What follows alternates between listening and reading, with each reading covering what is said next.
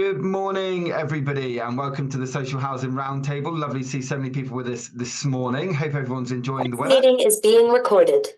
I'm just going to go through and mute people who aren't speaking. Apologies. There we are. So, yeah, a big good morning to you all. A massive welcome, especially if it's your first time at the Social Housing Roundtable.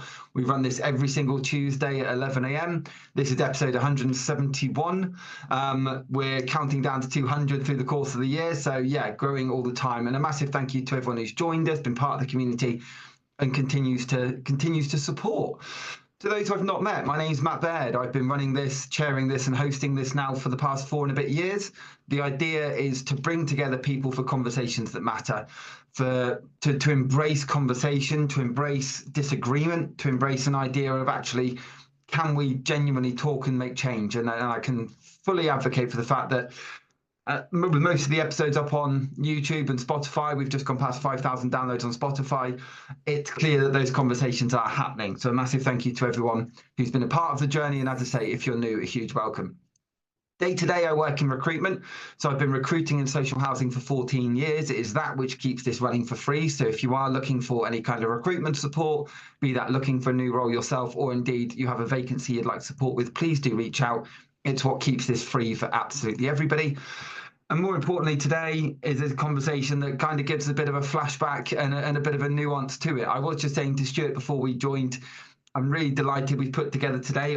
We did have a speaker, unfortunately, had to postpone to later in the year. So A, a massive thank you to Stewart for stepping in, but B, as you completed on my house yesterday, people will recognise this background. I've been renting this house for the last 4.5 years with actually a fantastic landlord. And we actually completed our purchase of this home yesterday. So in the midst of all that, for Stewart to step in last minute with a person that I know and trust and have worked with before, a massive thank you to Stewart for me to dive in at the last second and help us put together a session. So a huge thank you to you. When Stewart and I were coming up with an idea for what we might be looking at today, there were about 1,001 different things, because Stewart is all over the world of tech in a way that very few others are, particularly in the social housing world. There's a small group of you that are absolutely got spider webs throughout it, and it's amazing to see. And one of the things you came up and said, well, actually, can we do a bit of a retrospective look? Because we haven't done that for a while. And that was around COVID. That was around actually how innovative we suddenly had to be during that time and how we really had to suddenly react to so much. But then almost went back to just what we knew and the tried and tested, and didn't always bring some of those things through with us. So I'm going to pass over to Stewart to introduce himself, to introduce today's session, to give a bit of insight. If you do have some questions or thoughts or, I don't know, brain dumps that you would like to give, feel free to stick them in the chat while Stewart is speaking. And from there, we will open it up to a more open forum discussion where anybody can dive in, share their ideas, questions, thoughts, or their own experiences of what it was like, and maybe what's being missed. But without further ado, Stewart, a huge welcome, and I'll pass over to you. Lovely. Thanks very much, Matt. Morning, everyone. Great to see so many people on the session this morning. And yeah, very brief introduction. My name's Stewart Davison. I've been working in the field of social housing and tech for over 27 years. That's why I've got tons of grey hair. I straddle the worlds of tech with my own business, where I actually work with a lot of tech SMEs who are either working in social housing or want to get into it. But also, I'm the board member of 2 HAs. I'm the vice chair of Elim Housing, which is just north of Bristol. And I'm also a board member of TAF Housing in Cardiff. So I straddle both worlds of tech on the one side and housing governance. So I think unique to be in that position. Obviously, I'm having to deal with the trials and tribulations that affect us as housing providers.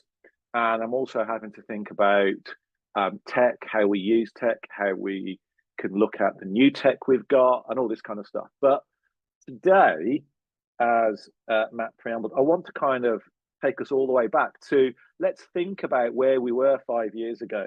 And funnily enough, we'd be pretty much doing what we're doing right now because we were in COVID lockdown. But if we think of the world of 2019, we'd only just really started to get into the habit of using like voice conferencing.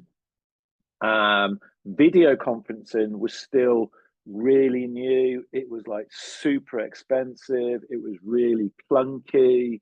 I can remember sitting waiting for 5 minutes for my laptop to connect to a call that was going to be a video call. So really, 5 years ago, just before COVID, what we're doing right now would be seen as like massively innovative and like cutting edge. And then obviously the world completely changed overnight when we had COVID lockdown. And, we saw the rise of things like Teams and Zoom. We had a flurry of tech startups coming in to this sector. How can we connect people together when we're having to be isolated? And from my own experience, I was actually working in a super small business at the time as a consultant working with housing organizations around tech. And I pivoted to using some of the great tech startups that came out at the time to do virtual events.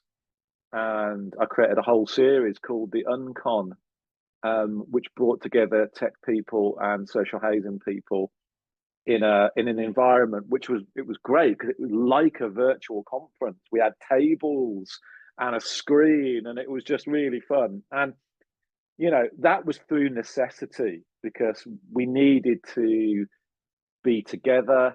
We needed to continue to create communities. And I think, and this is how I wanted to start this session, I think in some ways we've lost some of that. Why did we embrace video conferencing type technology? And fundamentally, it was because we needed that human connection. We needed to see somebody's face, not to have a disembodied voice on a phone. We needed to see people so we could connect together because we couldn't do it, in real life.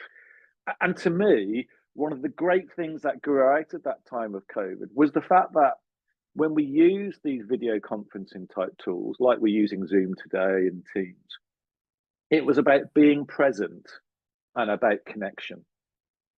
And I do think bringing ourselves fast forwarding right up to date, I think we've lost some of that action and being present when we use these tools. Now that's not a critique today. I know there's loads of people without their screens on. That's because there's millions of us. But what I have found a lot over the last probably 6 to 9 months, just when I'm talking to particularly housing organisations, I do hear from a lot of people that they're going on Teams calls or Zoom calls, and like there's only one person with their camera on. And some people don't have their camera on, some people don't have their microphone on. And I just kind of like go, what's that like for you if you're hosting that meeting, or if you've called this team together, or if you're trying to connect people? And they just turned around to me and said, it's really frustrating. I can't make the connection, yet our organization pivoted to 70 or 80% of the way we are meant to meet up and communicate and do things collaboratively, all in this virtual space. So I was like, okay, well, so my call, I suppose, to people is think about how you're using this technology in your day to day. Are you going on to a team meeting and you're not having your screen on? And for a lot of the meeting, you've got the mic off as well. How would that be in an in-person meeting? Because I think in an in-person meeting, it's like if I was sat there, phone in front of me, and someone else is talking and I'm just like doing my own thing on the phone, or if I've got my laptop in front of me, and I'm typing away on my laptop while someone's talking, you probably wouldn't do that in an in-person meeting. So I just wanted to kind of get people to think the reason we use this technology during COVID was to be present and to connect. Let's think about how we should be using it today, because really it should be for the same thing. It should be to connect us together because we're in separate locations, and it should be for us to be present for that other person. So that was just something to start off with. And I think as well, and this definitely came up through the conversations, we seem to have lost the art of the quick phone call. Um, People pivot default now to let's Zoom it. Um, that's good, I think, when you need to do things that create something or generate something. But if it's literally just a quick check-in, I don't think you need to do it on Zoom. Just pick up the phone. And I suppose, again, giving you, the audience, something to think about. Are we actually just seeing a reflection in the changing of the workforce? You know, more Gen Z are coming into the workforce. I mean, I can use my own experience with my kids. I say kids, one's 25 and one's 22. But they just still look at me in horror. Can't you just pick up the phone and talk to someone? What? Speak to someone on the phone? So I just thought I'd start us off with some really familiar technology, but I'd just give you a bit of food for thought about why we used it during COVID and potentially what we've lost in the past 5 years. Do now though is pivot to some technology that actually came about because of COVID and the way that we couldn't be present and the way we couldn't physically do things, and how it was really enthusiastically embraced during the period of COVID, and how we seem to have lost and forgotten it. So, this is the world of what I will call remote guidance, and some of you may be familiar with it, video triage. So this is something used and was used in COVID specifically for repairs and maintenance. And the fundamental concept of remote guidance and video triage is there is a problem remote where someone can't physically get to that needs to be resolved. And it can simply be described as using, for example, a smartphone to connect, let's say, a plumber with a tenant or resident, okay, through the smartphone. And to give you some context, way back in 2019, I was very fortunate to go out and visit a company based in Sweden. They're a company called XM Reality. And I got to know about them because of my background in the military. I finished my 10-year career in the military in explosive ordnance disposal, so that's bomb disposal. And I still connected with people and was keeping up to date with operators. And I got to find out about XM Reality because I knew some people who were out in Afghanistan having to deal with improvised explosive devices, so these roadside bombs. And XM Reality grew up as a military contractor, and they were working with the Swedish military to connect people in Afghanistan who were literally coming across a roadside bomb and just looking at this massive cabling and wires and going, oh, I've never seen this before. How do I deal with it? And what XM Reality were doing were connecting experienced EOD operators back in Sweden who'd done previous tours of Afghanistan and seen these sorts of devices. They were doing secure video to video connections to effectively say, show me what you're seeing in real time, and I will talk you through how I think you need to go about diffusing this bomb. So a piece of technology that grew out of a crisis. I was really interested, went out to see them, saw the technology, saw how they were actually had just created the ability to connect people through smartphones. And I just thought straight away, wow, there's something here that could be used for social housing. It was really pertinent and prescient because at that time I was the chair of a maintenance and contracting subsidiary, which was based in Mid Wales in Powys. And I was finding problems where we were sending electricians or plumbers from one part of the county to the other, could take maybe 45 minutes to an hour. And they'd turn up at a resident's home and they'd be like, oh, right, okay, you reported that the problem was this, but I've turned up and it's something completely different. Or you told me it was this type of boiler and I've actually arrived and it's something completely different. So I don't have the right parts. So I was instantly starting to think, oh, actually, the plumber electrician actually initiate a peer-to-peer video connection with the tenant or resident before they even leave the depot. Show me what your problem is. This was all swirling around my head while I was in Sweden. I came back. Um, I invited the company to come over to the UK to meet about 10 housing associations who we all got together at George's Housing Tech Conference when it was still in Oxford. And we sat around a table, had a really nice dinner. And, you know, these HAs were all talking to these guys and we're like, oh, really excited. And then fast forward 3 weeks and Boris Johnson is going on TV to say in next week, we're going to be locked down. So really, really prescient there. And in those first couple of weeks of lockdown, I think it was about 5 or 6 HAs immediately got in contact with the business and said, we'd like to use your tech. You know, we'd like to have the ability to connect repairs operatives and repairs officers with tenants because we were all locked down and we can't physically go somewhere. And I think the best way to illustrate the usefulness was a Scottish HA called Kingdom used this technology, and within the first couple of days, they had a resident ring up in distress because water was pouring out of their washing machine, and they were in a first floor flat. Now, of course, this is lockdown, so a plumber can't physically go out and attend to this. But the plumber got in contact with the resident and said, are you happy to, if you've got a smartphone, I can send you a text, which will give us a video connection, and you can show me the problem and I'll try and talk you through it. And it was really successful because the plumber was able to initially, first of all, take the tenant and get them to turn the stopcock off because they didn't even know where that was. So that immediate gushing out of water stopped.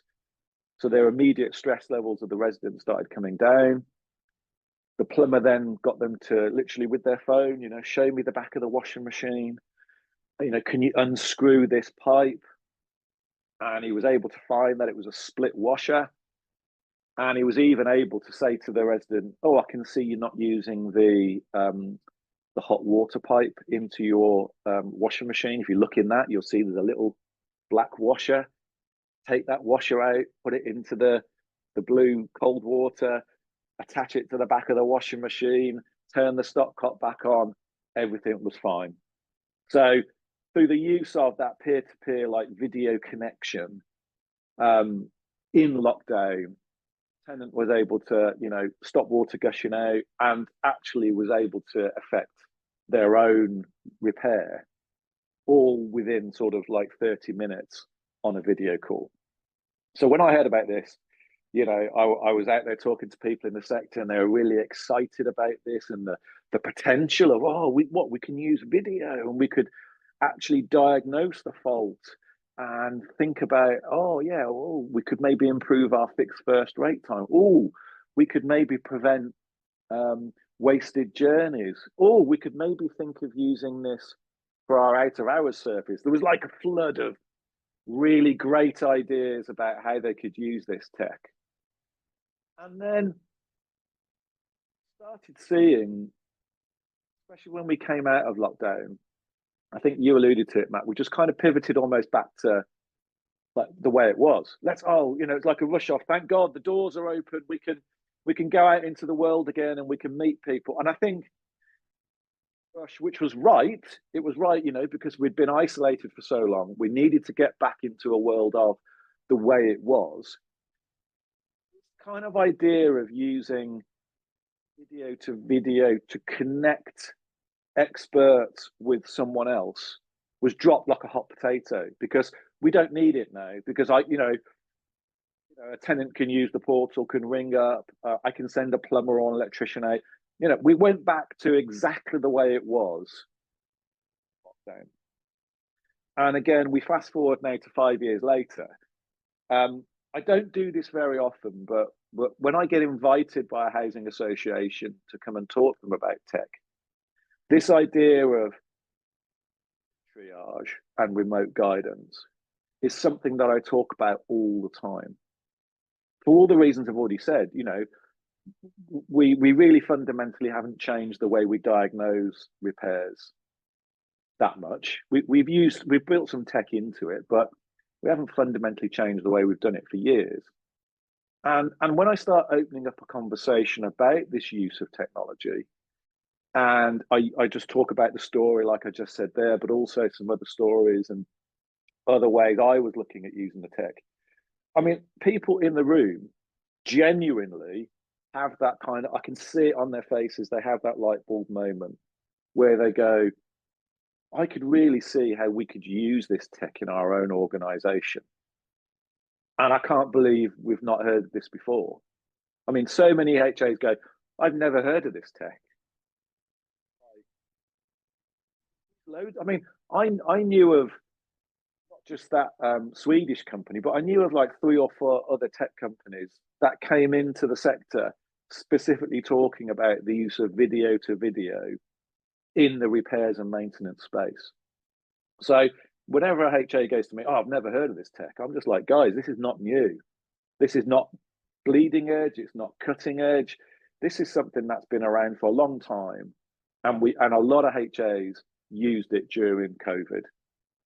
But for whatever reason, just discarded it, forgotten about it.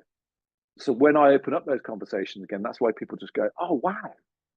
So I could use it for this. And I'm like, okay, brilliant. How can we use it? And then you start a whole conversation. So I really wanted to bring this piece of tech to this conversation, because when we start thinking of using video in a repairs and maintenance environment, particularly to diagnose faults, I think it does open up some really interesting opportunities. I see it as a way of bringing tenants closer in to the whole repairs and maintenance process rather than having things done to them, bring them a little bit closer into it, particularly in the early stages. I definitely see it as a way of more accurately diagnosing faults, because we're going to see it. We're going to actually see it in front of us. Because think about how we do it at the moment. Predominantly, loads of tenants still ring up.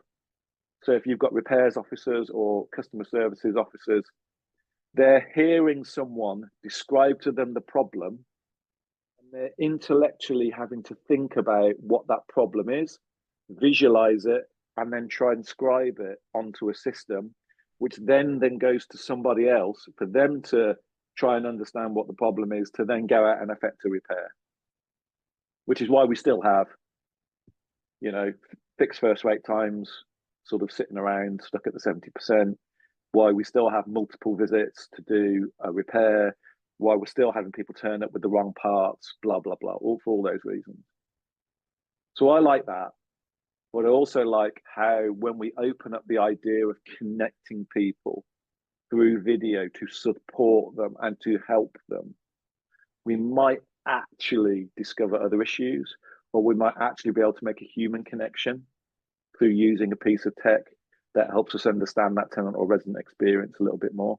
So for me, it's an interesting conversation to open up into the organization just by saying, if we were to bring peer-to-peer video into our repairs and maintenance service, what could we use it for? And I think I'll stop there. No, and thank you. I see a lot of points coming through on the chat, and I think it is fascinating, because the only reason this exists is because the reason the social housing roundtable exists is because people wanted to find a way to connect with each other. And I was willing to go, I'll set up a Zoom room, come along if you want. And it was that ability to connect. And as you say, video calling wasn't really a thing. I know people with iPhones were, and that kind of stuff, but no one was even really doing that many video calls before COVID hit. And yet we weren't using it for technological advancements. And I think it's interesting that you focused the conversation today on that human connection piece. And it's great to hear, because there are, as you say, many pieces of tech that we used. There are many that were left. There's many that didn't work. I mean, obviously the biggest one everyone talks about is Skype, being that's what everyone used to use video calling, and then suddenly they're the smallest provider because they weren't willing to be flexible. But I do think there's also an element there of going, well, tech providers were so adaptive during that time and willing to go, actually, we've got an answer for this, we can help this, we can help this, we can help this, that I think housing providers got probably a bit overwhelmed suddenly with the influx of options. But unfortunately, we just stuck heads in the sand and went, let's just do what we're good at because we haven't got time because we've had to spend so much time adapting. As you say, though, oh, thank you, Claire. Claire's just said the reason this works is because of the human appeal of the roundtable. Well, that's lovely. Thank you. And actually, there's a That's point Claire made before, which was said a mixed economy of methods of interaction has to be the gold standard, underpinned by decent humans able to engage with residents in reality. Those skills yeah, of being able to human is increasingly hard to spot in housing. And is this what you're seeing? Because I do have a lot of other points I want to raise in the from the chat that have come up. But are you seeing this as someone who works almost exclusively within that tech area? Because I'm like you, I'm a board member as well and look at different yeah, things that we look at. That challenge of using tech to be human is still one I think we're struggling with. yeah. I mean, I coined the phrase, tech is there to free up humans to be more human. I mean, I was using that 5 or 6 years ago, but it's definitely come to the fore in the last 18 months. Because for me, tech should be there to help us be more efficient and effective at what we do, but it should be used appropriately in the right spaces and for the right reasons and with the right staff or residents to get the outcomes we want. But it should really be freeing up our teams to engage on a human level because at the end of the day, social housing is a human-centric business. Okay. I use the analogy a lot. We're like the NHS. We have a responsibility for the built environment, but for that person who resides in it as well. So quite a unique responsibility. And sometimes we default too much to, I think, look after that built environment bit. We've got to make sure tenants and residents are living in safe, warm, and secure homes, which is the aim of what social housing is. But sometimes we forget a little bit about the human aspect. So for me, I'm really keen on appropriate uses of technology to find that mythical time that we never seem to get anymore. We never get to our to-do lists. So if I can find Just tech, before I bring Claire in, Stuart, actually on your point, and the reason I want to raise this just before I bring Claire in is because you're raising a point that Judith had raised earlier, which was that the question that's been brought through is how are you working to build community care for elderly, differently abled, isolated? We've lost that contact with human beings in big housing associations. And I think your other point that has been made, but maybe we haven't doubled down on just before I bring in Claire, is that point of going, actually, there are businesses that are using tech, but almost to the nth degree that there is no human connection anymore. Going, well, if you want to get something fixed, just put it on the app and we'll come and deal with it and we'll text you. And we're going, well, I want to talk to someone. I just want to explain what's going on because I think it was Colin had mentioned in the chat earlier, actually, there were some problems with some of their plumbing and other things going on in the building. There's 2 or 3, homes having the same issue. They're all being logged as different repairs. The system isn't talking to each other properly. Whereas if we'd gone back to how it used to be, namely, you had a phone call or you're on a video call or whatever, it said, yeah, well, look, there's 3 of us having this issue. Suddenly, it becomes more media. is almost, problematic in that instance. This episode of the Social Housing Roundtable is sponsored by Alertical. Alertical helps as many people as possible feel safe, connected and informed by combining ingenious technology and award-winning human contact. Alertical's digital engagement solution helps social landlords proactively know their customers and properties by putting a portable touchscreen in every home, offering a daily property check through the optional OK Each Day service, plus repairs reporting, tenant surveys and much more.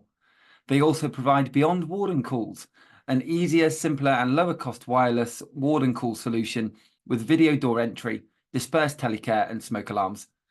Alertical works with over 60 housing providers across the UK to enhance two-way engagement between customers and landlords. In 2022, Alertical won the Queen's Award for Enterprise and Innovation, and in 2023 won Housing Supplier of the Year. I'm delighted to have them as our sponsor of the Social Housing Roundtable throughout 2024. No, it is, and I think what it's confusing because there's so much stuff that's happening around us in the sector, but there's a big call at the moment for getting back to basics. So whenever you start opening up a conversation around tech, you get a lot of people defaulting to, well, let's get the basics right. Well, having worked in the sector for 27 years and having a foot in both sides of both governance and tech, my concern is that I think it's becoming increasingly difficult to work out, well, what are the basics? because the goalposts have consistently moved in that quarter of a century about what it is to be a social landlord and what services we have to provide. You know, you could go and say, right, well, at the end of the day, we've got to make sure that the property they live in is safe, warm, and secure. You know, it's adequate. That could be the most basic aspect, and then everything straights off that. But within those 25 years, 25, 27 years, we've had so much more responsibility on the sector placed on us by central government. You know, we're now responsible for building social housing. We're now responsible for net zero. We're now responsible, you know, you can insert legislation, regulation over those 25 years. That makes doing the basics even more complicated.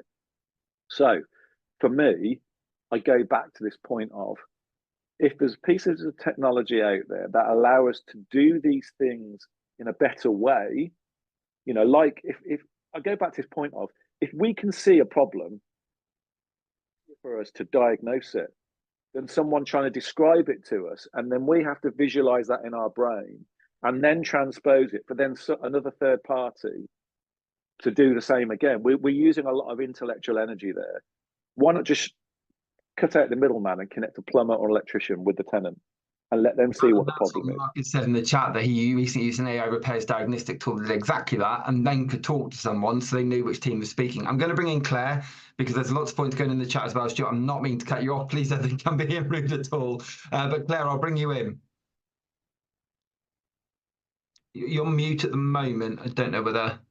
Sorry. So there's so many things going on in housing and this conversation, which I think is relevant to the whole thing about humanifying. That's not actually a word, obviously. Clearly it's not a word, but I think everyone knows what I mean by it. Humanising the housing service, which is generally, we've completely lost the ability to humanify the service that we're trying to deliver, because we are relying on tools that are not perfect and have been rushed into through COVID.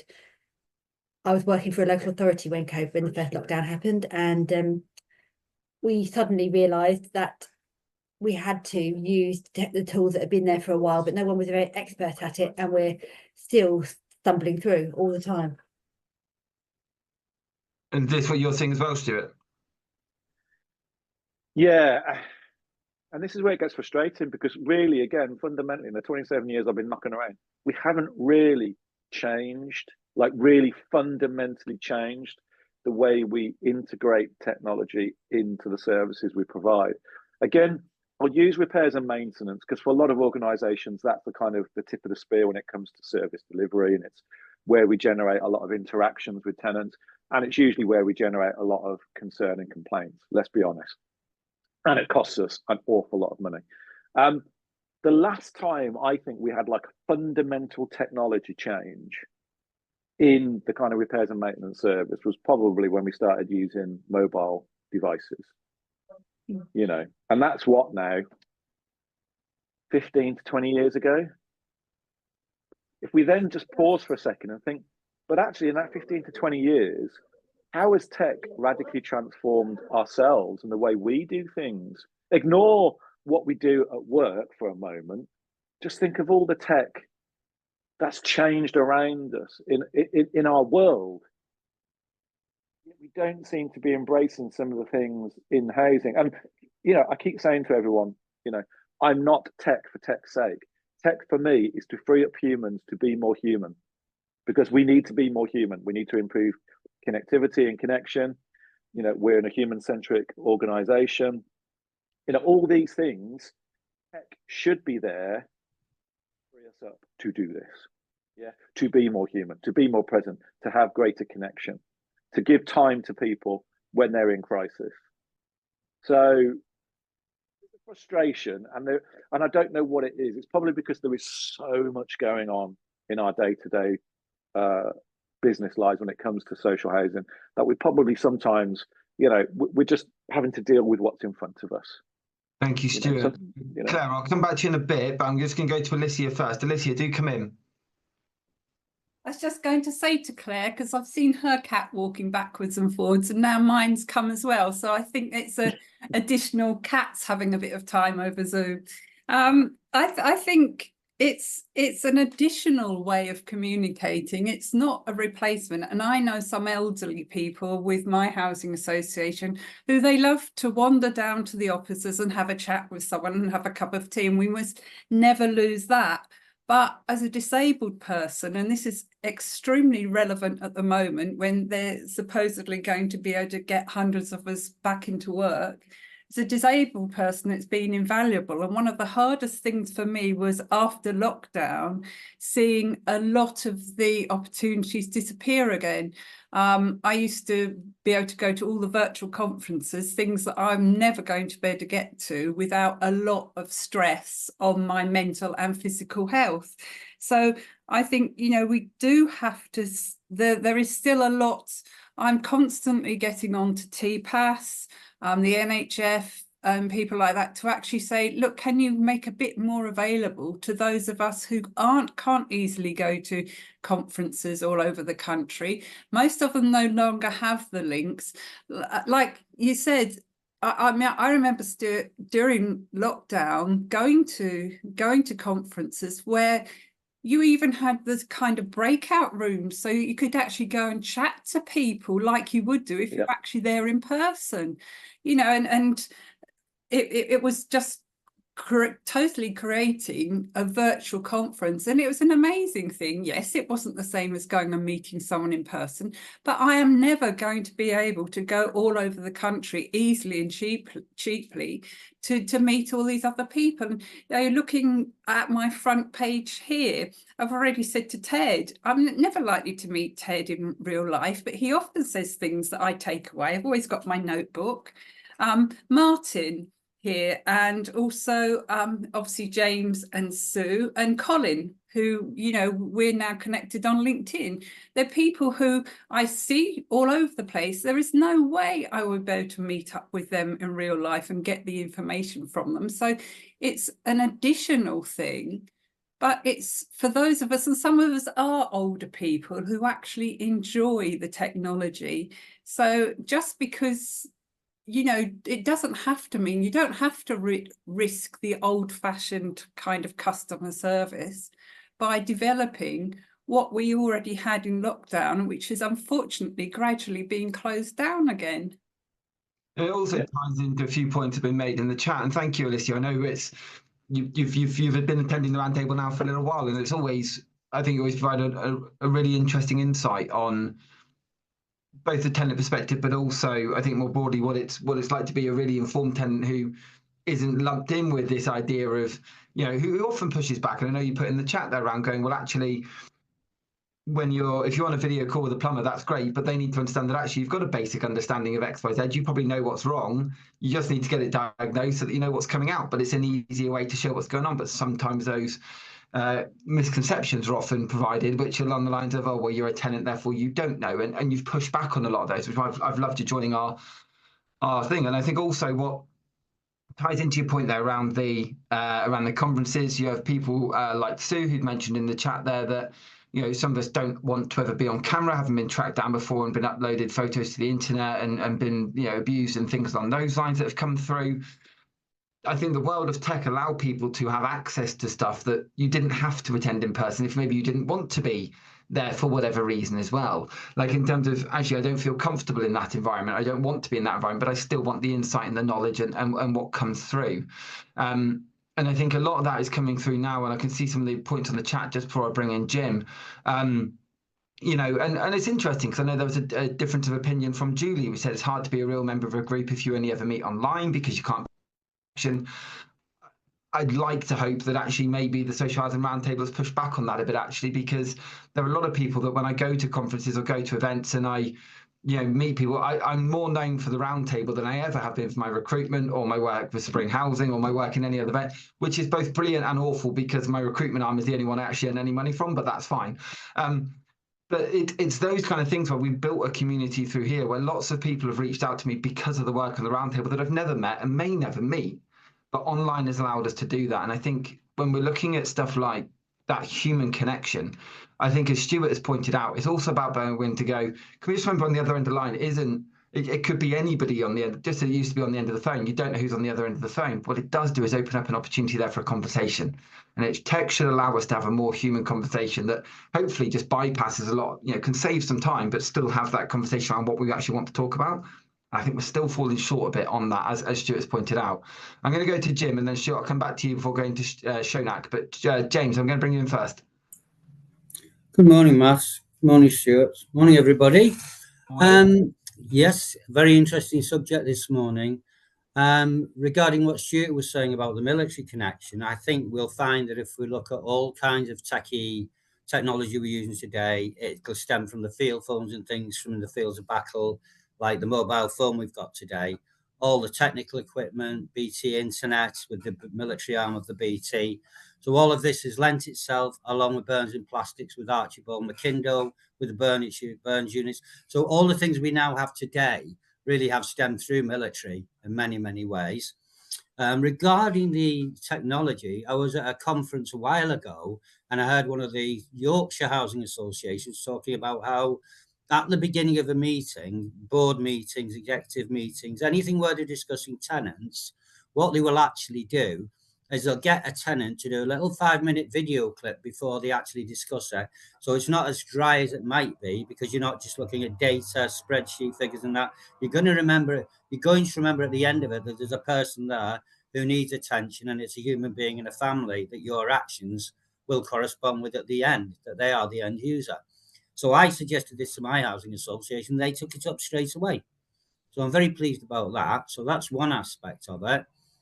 Again, similarly to Alicia, I prefer this informality because I don't function well in, when you've got the ale flowing and things like that, and engagements can become a little bit, if you think of bad now, you want to see me when I've got a drink inside me. Not a good thing to say.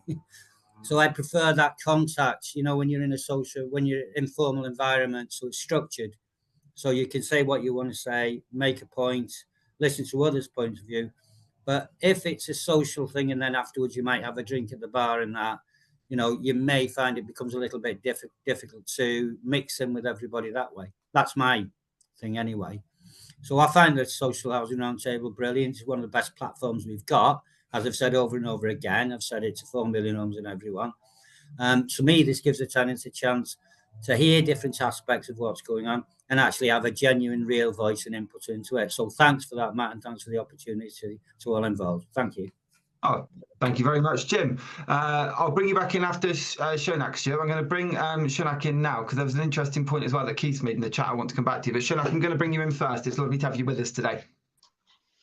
Hi, Matt. Yeah, first, just want to say thanks for you and Stuart for doing this topic, because I think it's really nice to be sort of reflecting back on where we've come from since COVID. I think has been quite a massive sort of to use the common term journey. But yeah, just to stop a minute and think actually what we're doing with it all is a really good place to be. Yeah, I mean, I think it sort of revolutionized things for engagement teams. Certainly our team are a very small team, and as our geography grew with various mergers, it became increasingly difficult to deliver engagement in a face-to-face setting and enable people to access that. And picking up on what Alicia said, we engage with so many more people who just can't travel for whatever reasons, but I've said that it just makes it so much more comfortable, so much easier. They just wouldn't have been there, and not just people with disabilities, but people that are working are much more likely to jump on things in the evening for an hour and a half, who wouldn't have been able to take the time out, wouldn't have had that availability. So it was a game changer. I mean, for years, in all the sort of engagement networking groups I was on, it was always about how do we onboard people to digital. Well, we have a pandemic basically, but I totally take some of the points that Stuart's saying about it should be an enabler, it shouldn't be a replacement. And then you've got that, what do you do? Because I agree, as a staff member, the ability to be involved in multiple meetings throughout the day, because you're not having to travel between places to get to those meetings, it can often, whereas before you would have said, no, actually that's not doable, I'm here today, I can't be there. Actually, we find ourselves stacking meeting upon meeting upon meeting because we just have to switch it on. And so what it's doing is it's not freeing our time up to do stuff that's really important. It's filling our time up with things that we couldn't do before, or would have said no to before. So I think we have to be really careful about that. And then from the resident point of view, obviously we've opened engagement up to lots of people that really wouldn't have been available to before, but we also have a lot of kickback around why are we not doing as many face-to-face stuff, because there is a benefit to be got from face-to-face stuff that we're not providing, what with the best will and however human we are on screen, and you know, all the skills that we use to try and create the connections with groups, and it's not the same as attending a face-to-face event. But because face-to-face events are logistically so much more complicated to organize and more expensive and more time consuming, we're increasingly as a team being required to justify when we put those events on, because we're capturing the customer voice through virtual platforms, you know, online staff surveys, online meetings, and that is the bit that we're paid to do. The well-being aspect and the human connection aspect is far more difficult to evidence the impact of that and to justify that in terms of our time and money. So it's a tricky one for us. It's a frustrating place to be, but you know, we're working with it. So yeah. And that balance of an ROI has always driven me crazy. In terms of, I tell you what, sitting down with someone for half an hour in person, you will always get something extra than you will online. But I appreciate money-wise and everything else, it's a balance. But you know, I mean, you talked there about the differences and the connections. The reason I now recruit nationally, trying to recruit nationally before COVID was almost impossible unless you had a team in loads of, because everyone wanted someone who knew the area. That was always the term that came up. Now it doesn't matter, because I can have those first, second stage interviews online with people, and then I can go and meet, that's fine. But by then I'm only meeting 2 or 3 people and only meeting those who are interested. And it's the same with clients. People have become more open to working nationally and those kind of things with tech businesses, Stuart. I'm sure you're seeing it. Yeah. But as Patrick has put in the chat there, we are talking about engaging with people, tenants, customers, employers, etc., which is great. What about those who choose not to engage? How do housing associations and local authorities combat this, build relationships with tenants? And the reason I'm bringing that up right now is because it ties into some of the other points that come in the chat. So Keith had mentioned, I think we've got the basics right. It's about finding the right balance between e-conversations versus in person. They believe the phone is defunct for most conversations now. And also are others finding a push to go back into offices? My view is that the office is the last place I want to be. I want to be in a patch or remote working. There's someone said, well, actually, I'd love to be back on site working with colleagues again. And there was another point which Alex had brought up. I prefer a video call to a phone call, but 2 years after bringing this up, it's still not a preferred communication option on the drop-down box, despite that being the way it was during COVID. And so the reason I'm bringing all these points up together is because what's clear is even in this very small focus group we've got here, multiple different ways that people like to interact, multiple different ways people want to react, and also multiple different ways people can react. You know, as Lizzie pointed out, can't always get to different sites, can't get to different conferences, but wants to engage and has a lot of input to provide. When we're looking at that tech, and when we're looking at maybe Patrick's point there around people who don't wish to engage or want to engage in different ways, is there anything you're seeing, Stuart, that maybe we were doing COVID but not anymore, or that you've seen businesses doing particularly well that maybe others should probably take a leaf from? Because that balance is still clearly one of the biggest conversations we have, and goes back to your original point about, and Claire's point about humanization and remembering there is a person on the end of the phone. Yeah. So the first point really about, you know, how did we react during COVID? I think one of the issues that I've got is that a lot of organizations pivoted to like a digital first approach, which I know is going to sound a bit odd considering that, you know, my business life is spent around technology and trying to help technology businesses engage with social housing. I think one of the problems is it's how we've used tech to try and people to a more digital channel. And I'm critical of the sector because what we've effectively tried to do is push people to digital channels that aren't easy to use, that aren't intuitive, that aren't really reflective of where we are in terms of the technology landscape today. This is a bit of a shortcut, and apologies, making a sweeping statement, but what we've tried to do is effectively turn tenants and residents into repairs officers. So the tools that we've created and the tools that we've deployed in social housing through, whether it be apps or portals, really the end goal is to try to create a job ticket that has the right scheduler rates on it. I mean,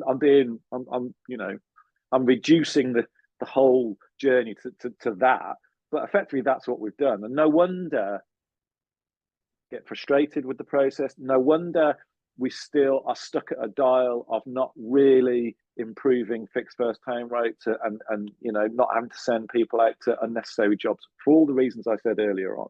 So there's that bit. I think we might have gone in some respects to an extreme. And I think the good news is, and this has happened definitely in the last 9 months, I've increasingly had conversations with housing organisations who have adopted things like the video triage, and they've seen a real tick in engagement from residents and tenants by using it, because at the end of the day, it's helping to resolve the problem in a different way. It's connecting a human being with another human being. Tell me your problem. Show me your issue. Oh, right, I can see this is what the problem is. Oh, I can understand how frustrating this is for you. It's about human to human connection. So there are housing organisations I'm seeing embracing this kind of things because they're probably seeing our digital engagement hasn't really moved. It's still a really frustrating experience. And I would say to housing organisations, if the dial is stuck, these digital things, if you've created apps, if you've created portals, if you've tried to drive tenants to the digital channel and it just doesn't seem to be moving, you're probably not using the most appropriate forms of tech. So look at what's going out in the sector, look at what other people are doing and talk to them and say, okay, what problems did you have? But why are you seeing more people engaging with video? Open up those conversations and see what you get. And you can see that from the chat from Kai, who's just said there that there's a time and place for tech, but as has been said, but can we not forget the social out of social housing, especially if we're building relationships with tenants and community engagement? And thinking about the capabilities of tech also has a cost factor for businesses, which restrains organisations of living up to their aspirations. It's the reality versus the aspiration. On the flip side of that, as many people know, the two sponsors for the roundtable through 24-25, because I'm delighted to say that CMSG have come on, one of which is Alertical, and they've given me one of their apps here. So it's just very simple kind of way of being able to go, well, actually, I'm okay, or I need something, I need some help, hit a button, get some help, because then there is still that digital first element that you've mentioned and that maybe some businesses have lent to. I'll come to you in a second, Jim. The digital first have lent to, but equally, it's nice and easy and quick to use. And the other side is CMSG, who run a few different parts, and I'm a big fan of Ben Hunt and the work he does, but that's about ASB and nuisance reporting and out of hours ASB reporting and recording things so simply that when we talk about earlier, as you said, Stuart, sometimes you do need to record something 8 p.m, 9 p.m, hey, can you come and help? This is at least a starting, and it's the balance between the two I think we're still trying to find. Jim, I'm going to bring you in. You've got about 30 seconds, buddy, before we go to final thoughts. Okay, very briefly, just all the different webinars that we do now online that give you the opportunity to be involved as a tenant. We can't get to the big conference rooms because they're like 700 quid or so, 800. You can go to things like best practice, which is great. That gives you a forum there. But for the main part, if you're going to learn about housing and be an informed tenant, you need this opportunity to join into these webinars and learn from all the others. And the actual data we've got now and equipment we've got now enables us to do that if we truly want to learn about it and have that interest. The other flip side is the fact, back to the NHS, is sadly that to a large degree, people haven't gone back into going seeing the doctors the same way because they'll be asked to go into a video call that way. For some people, it's very beneficial. For others, maybe not so. But that's really it, really. So thanks. That's right. Thanks, Jim. There's a point there from Julian in the chat. Shouldn't we be regarding IT as an extension, not just our whole skill set? It's very useful and very far-reaching means of communication, but it is not an alternative or a full alternative to face-to-face. It shouldn't be the only. I think the point there is it isn't all digital or all human. We have to find the blend between. And as you said, tech is an enabler to all of these things, but that's what it is. It's an enabler. It isn't a replacement. And I'm going to pass to you for kind of final thoughts on the conversation today, but more broadly, I think you've highlighted some of the frustrations you're seeing, but also what would you like to see through 2025 now that we're kind of already at the end of Q1 and going forth through the course of this year in terms of the way the conversation around tech maybe needs to change as well? I mean, for me, the conversation around tech has to be, we've got to loosen ourselves up a bit. We have quite a stringent risk profile in social housing for very good reason. But I think we have to free ourselves up a little bit, like we did in COVID, because we had to free ourselves up because it was forced upon us. And I think what we've done is we've lost some of that freedom. We had to be really creative. We had to come up with we were literally changing the way we did things almost like every day. And we've lost that because that external pressure is now not upon us. We've dropped back into the way we're doing. So I think conversation around tech has to be, let's loosen ourselves up a little bit. Let's loosen our risk profile and see where we can apply existing technology appropriately.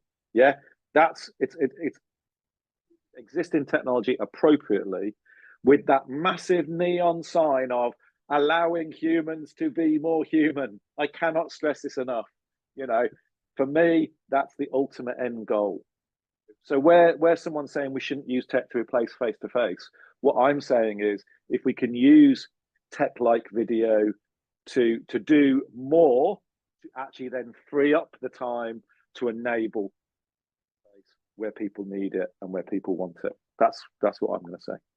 Thank you very, very much. To those who are new to the roundtable, as I say, we do these every week. Next week is a bit of a shift. We've got Simon Ellsworth from SNG coming on to talk about and to ask how important social housing experience is when we're hiring in the sector.